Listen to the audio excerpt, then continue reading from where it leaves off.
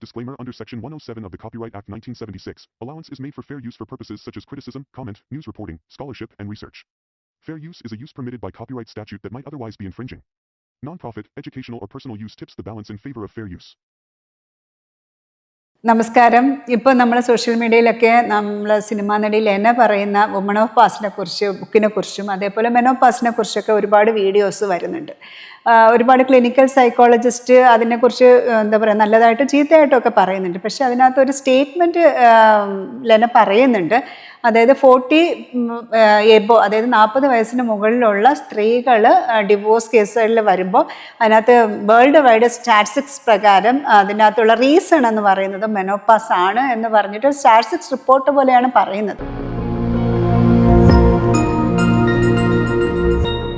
അപ്പോൾ എനിക്ക് ആ റിപ്പോർട്ടിനെ കുറിച്ചൊന്നും എനിക്കറിയില്ല. ഞാൻ ഗൂഗിളിൽ സെർച്ച് ചെയ്ത സമയത്ത് അങ്ങനെ ഒരെണ്ണം സംഭവം ഇത് ഗൂഗിളിലുണ്ട്. പക്ഷേ അതിന് എത്രത്തോളം അത് ഓതൻറ്റിക്കായിട്ട് എനിക്ക് പറയാൻ പറ്റുമെന്ന് എനിക്ക് അറിയത്തില്ല. പക്ഷേ ഞാനൊരു ഡിവോഴ്സ് ലോയർ എന്നുള്ള നിലയിൽ ഇപ്പോൾ 27 വർഷം കൊണ്ട് ഈ പ്രൊഫഷനിൽ നിൽക്കുന്ന സമയത്ത് നമ്മുടെ നാട്ടിലുള്ള രീതി അനുസരിച്ചിട്ടാണ് എങ്കിൽ ഒരിക്കലും അത് മെനോപാസ് ഒരു റീസണായിട്ട് എനിക്ക് തോന്നിയിട്ടേ ഇല്ല. അതൊരു റോങ് സ്റ്റേറ്റ്മെൻ്റ് ആയിട്ടാണ് എൻ്റെ നാട്ടിൽ നമ്മുടെ കാര്യത്തിൽ തോന്നുന്നത്. എന്നും പറഞ്ഞ് മെനോപാസ് ഒരു സ്ത്രീ അനുഭവിക്കുന്നില്ല എന്നോ അതിൻ്റെ മാനസിക ബുദ്ധിമുട്ടില്ലെന്നോ അല്ലെങ്കിൽ ആ സമയത്തുള്ള ഹോർമോണൽ ഇഷ്യൂസോ ഒന്നുമല്ല എൻ്റെ സംസാരം എന്ന് പറയുന്നത്.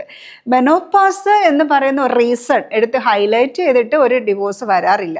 പ്രത്യേകിച്ച് ഒരു 40 കഴിയണവർക്കെന്ന് വെച്ച് കഴിഞ്ഞാൽ ഒരു മെനോപാസിൻ്റെ സ്റ്റേജിലേക്ക് പോകുമ്പോൾ അവരുടെ ലൈഫിൽ തന്നെ എനിക്ക് തോന്നുന്നു ഒരു 30 അല്ലെങ്കിൽ 20 ലാസ്റ്റിലോ ഒക്കെ അവർ മാരേജ് ചെയ്തിട്ടുണ്ടാവും.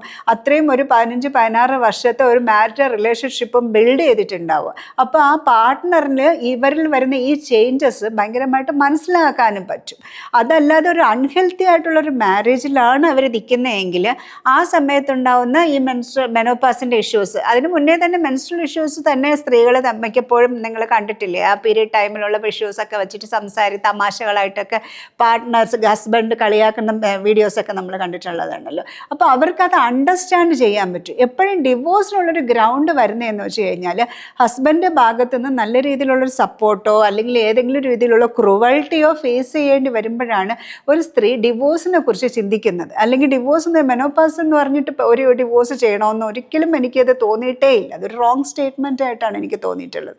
അതേസമയം വേണമെങ്കിൽ ലെനോ പറയുന്നതിനോട് യോജിക്കാം. തുടക്കം മുതലേ ഒരു തരത്തിൽ സപ്പോർട്ട് അല്ലാത്ത ഒരു ഭർത്താവ്, വീട്ടിലെ ഇഷ്യൂസ്, ഇതെല്ലാം കൂടെ വന്നിട്ട് മെനോപോസും കൂടെ ഒരു ആഡ് ഓൺ ആയിട്ട് വന്ന് ഒരു റിലേഷൻഷിപ്പ് ബ്രേക്ക് ചെയ്യാം എന്ന് വേണമെങ്കിൽ വിചാരിക്കാം. അല്ലാതെ menopause itself is A ground എന്ന് പറയുന്നത് തെറ്റാണ്. അത് എങ്ങനെയാണ് എനിക്ക് തോന്നുന്നത് പുള്ളിക്കാരത്തി ചിലപ്പോൾ ഉദ്ദേശിച്ചത് അതും ഒരു ആഡ് ആയിട്ട് ഒരു ഹോർമോണൽ ഇഷ്യൂസ് വന്നിട്ട് അവർക്ക് ഇനിയുള്ള സ്ട്രെസ് ഫീൽ ചെയ്യുന്നുണ്ടാവാം, റിലേഷൻഷിപ്പ് ഒരു ബാർഡൻ പോലെ ഫീൽ ചെയ്യുന്നുണ്ടാവാം എന്നാ തോന്നുന്നത്. പക്ഷേ കേരളത്തിൽ എനിക്കത് വളരെ റെയറായിട്ടാണ് തോന്നിയിട്ടുള്ളത്. ഡിവോഴ്സ് എനിക്ക് തോന്നിയിട്ടുള്ളത് ഒരു 40 കഴിഞ്ഞിട്ട്, ഇതൊന്നും ഞാൻ സ്റ്റാറ്റിസ്റ്റിക്സ് റിപ്പോർട്ട് പ്രകാരമൊന്നും അല്ല പറയണായിട്ട്, എൻ്റെ അനുഭവത്തിൽ നിന്ന് ഞാൻ മനസ്സിലാക്കിയ കുറച്ച് കാര്യങ്ങളാണ് പറഞ്ഞിട്ടുള്ളത്.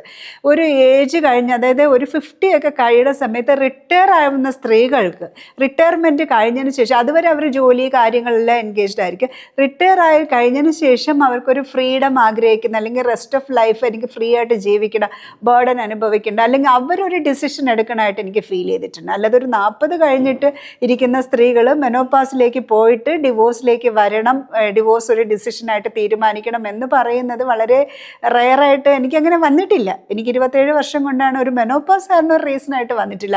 അഥവാ ഒരു മെനോപാസ് ആണ് റീസൺ എങ്കിൽ നമുക്കൊരു സൈക്കോളജിസ്റ്റിനോ ഒരു കൗൺസിലറിനോ കൊടുത്തിട്ട് അത് ഒരു എന്താ പറയുക അതിന് ആ പ്രോബ്ലം സോൾവ് ചെയ്യാന്നുള്ളതല്ലേ ഉള്ളൂ. അതാണ് റീസൺ എങ്കിൽ, മെനോപാസ് ആണ് റീസൺ. ഒരിക്കലും മെനോപാസ് എന്ന് പറയുന്നത് ഒരു ടെമ്പററി ആയിട്ടുള്ളൊരു ഫീലിംഗ് ആയിട്ട് എനിക്ക് തോന്നിയിട്ടുള്ളൂ. അത് കാരണം ഒരു ബന്ധം, വിവാഹ ബന്ധം വേർപെടുത്താൻ വേണ്ടിയിട്ട് അതൊരു റീസണായിട്ട് മാറുമെന്ന് എനിക്ക് തോന്നുന്നില്ല.